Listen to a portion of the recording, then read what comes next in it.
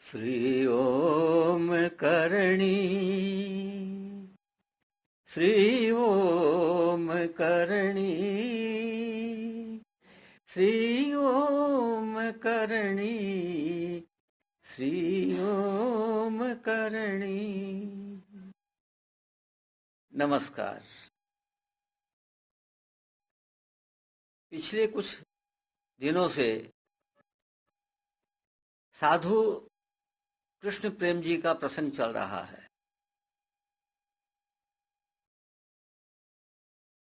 दिव्य मंडली के सदस्य और एक दिव्य साधु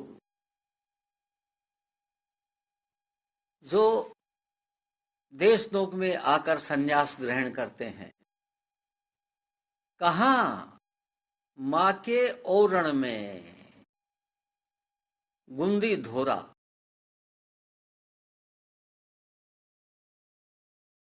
यहाँ आप देखिए माँ के ओरण का महत्व प्रकट होता है, स्थान का महत्व प्रकट होता है। त्रिशूलधारी बालिका के रूप में माँ ने दर्शन दे दिए। यहां से कृष्ण प्रेम जी मूंदड़ों के मोहल्ले में जाते हैं, वहां रहते हैं कुछ समय। वहां भी रहे तो एकांत में ही थे, लेकिन इर्द गिर्द तो एक बस्ती ही थी ना। कोई अनुभव नहीं आया सामने। वहां से जाते हैं नैडी जी और फिर मां प्रकट होती है, भोजन कराती है, भोजन की व्यवस्था करती है, संभालती है उनको। तो वो भी ओरण ही है, बस्ती से दूर नेहड़ी जी का मंदिर। तो माँ का यह ओरण दिव्य स्थान है। इस ओरण की रचना माँ ने खुद ने की है। ये माँ की योग साधना से प्रकट हुई झाड़ियां हैं। ये बद्री वन है और इसका एक बहुत ज्वलंत उदाहरण अभी ताजा आपके सामने आ रहा है, जो इन्हीं वर्षों की बात है। यहां से इधर से मैदानी स्थानों से लोग बाग आध्यात्मिक कमाई करने के लिए हरिद्वार, ऋषिकेश, बद्रिकाश्रम, केदारनाथ, यमुनोत्री, गंगोत्री आदि स्थानों पर जाते हैं। लेकिन मैं आपको ऐसा उदाहरण, ऐसा दृष्टांत आपके सामने पेश कर रहा हूं कि जब ऋषिकेश, हरिद्वार, वहां के संत यहां तपस्या करने के लिए आते हैं, इस ओरण में यहां आध्यात्मिक कमाई करने के लिए आते हैं। पहले परदेश में जाया करते थे कमाई करने के लिए, वैसे ही यहां मां का देश है। यहां लोग बाग कमाई करने के लिए आते हैं, आध्यात्मिक कमाई करने के लिए आते हैं।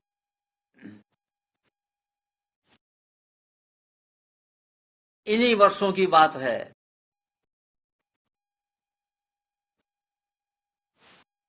एक बकरी चराने वाला मेघवाल गडरिया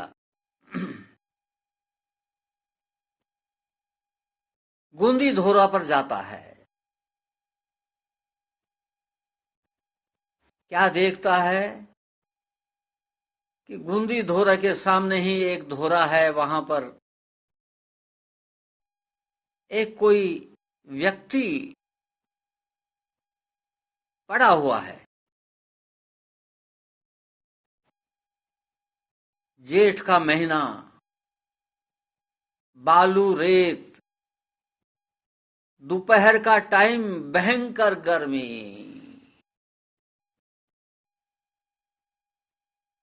उस गर्मी में वह आदमी वहां पड़ा हुआ है। जाता है उसके पास, देखता है। पास जाने पर पता लगता है उसको, यह तो कोई साधु लगता है, सन्यासी लगता है। बात करने की हिम्मत नहीं जुटा पाया।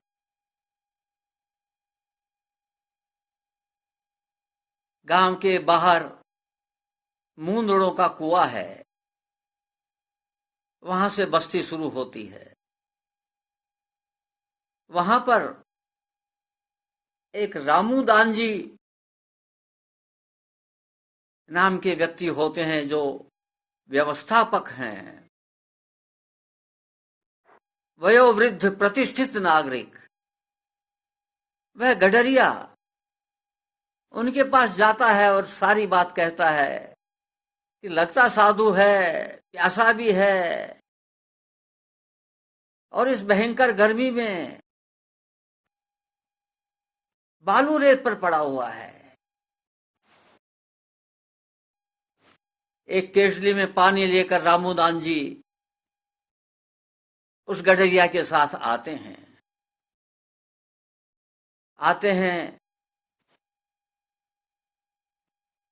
बाबा को प्रणाम करते हैं। बाबा पूछते हैं, बोलो भाई कैसे आए हो? रामूदान जी कहते हैं, बाप जी, हमें ज्ञात हुआ कि आप यहां पर धूप में, इस भयंकर गर्मी में इस प्रकार से लेटे हुए हैं, आपको प्यास लगी होगी, मैं पानी लेकर आया हूं। साधु कहता है, प्यास तो है, लेकिन मैं मशीन का पानी नहीं पीता। कोरे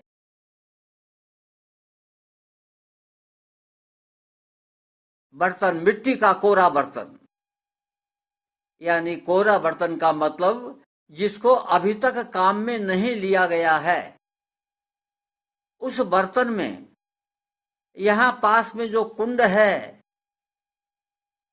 उसका बरसात का पानी लेके आओ तो मैं पी लूंगा।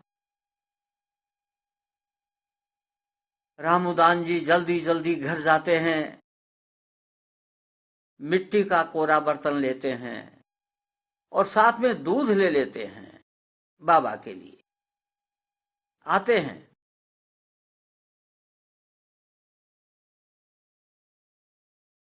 बाबा को कहते हैं कि लो बाबा, ये तो पानी लो, कुंड में से ले आया, और दूध भी पी लीजिए बाबा।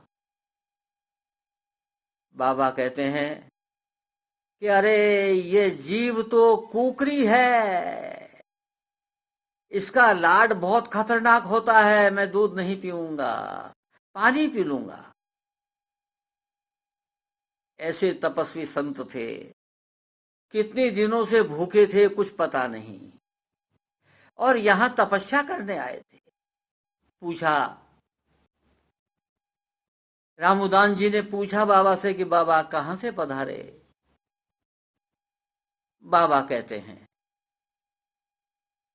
मुझे ऋषिकेश में आदेश मिला कि देशनोक जाओ, वहां माताजी के ओरण की परिक्रमा करो। तो मैं माताजी के ओरण की परिक्रमा करने आया हूं। और फिर बाबा कहते हैं कि यदि ऋषिकेश आना हो तो वहां मुझसे मिलना। रामूदान जी पूछते हैं कि बाबा आपका पता? बाबा कहते हैं कि ऋषिकेश में पुरानी झाड़ी नामक स्थान है, वही मेरा पता है। पता मिल गया। रामूदान जी प्रणाम करके घर लौट आते हैं। सन 2003 इसी शताब्दी के प्रारंभ में रामूदान जी को अवसर मिलता है ऋषिकेश जाने का। ऋषिकेश जाते हैं,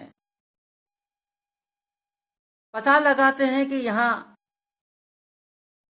पुरानी झाड़ी स्थान कौन सा है, कोई नहीं बता पाता। अब देखिए क्या चमत्कार होता है। वह सिद्ध संत, वयोवृद्ध संत 80 साल 85 साल के लगभग उसकी उम्र रही होगी। यहां जब उन्होंने देखा, रामूदान जी ने तो कह रहे थे कि 70-75 साल के आसपास उनकी उम्र है। ऐसा वृद्ध संत एक आता है और रामूदान जी से पूछता है कि आप किसका पता पूछते हो। रामूदान जी कहते हैं कि भाई कोई पुरानी झाड़ी नामक कोई स्थान है यहाँ ऋषिकेश में, मैं उसको ढूंढ रहा हूं। वहां कोई संत रहते हैं, उनसे मिलना है।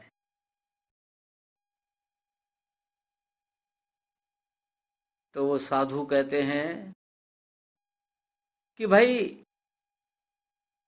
सेठ जयदयाल जी गोविंद का, हनुमान प्रसाद जी पोद्दार ने जो स्वर्गाश्रम आदि स्थान बनाए हैं, इसी स्थान का नाम पुरानी झाड़ी है। पहले यह पुरानी झाड़ी के नाम से ही विख्यात था, अब तो इसको स्वर्गाश्रम आदि नाम दे दिए गए हैं। रामूदान जी प्रसन्न हो गए। वहीं तो खड़े थे वो, और वो साधु वहां आके मिल भी गए, लेकिन अभी उन्होंने पहचाना नहीं उस साधु को कि ये कौन है, कौन बता रहा है, कौन बता के जा रहा है। साधु रवाना हो गया, चला गया, गायब हो गया। तब रामूदान जी को ध्यान आता है, अरे ये साधु तो वही होना चाहिए, ये तो वह दिव्य साधु है। इसको मालूम पड़ गया कि हम यहां पर हैं और हम उनको तलाश कर रहे हैं, तो आए, दर्शन दे गए। यह इस ओरण का प्रताप देखिए। यहां पर ऐसे ऐसे दिव्य साधु आते हैं। उस साधु ने रामूदान जी को बताया था कि यहां पर अदृश्य रूप में अनेक दिव्य विभूतियां विराजती हैं, इसलिए मैं यहां आया हूं। यहां पधारें, माँ नैड़ी जी के दर्शन करें, इसी भाव से इस ओरण के दर्शन करें कि यहाँ दिव्य विभूतियां हमेशा विराजती हैं। आज बस इतना ही। नमस्कार।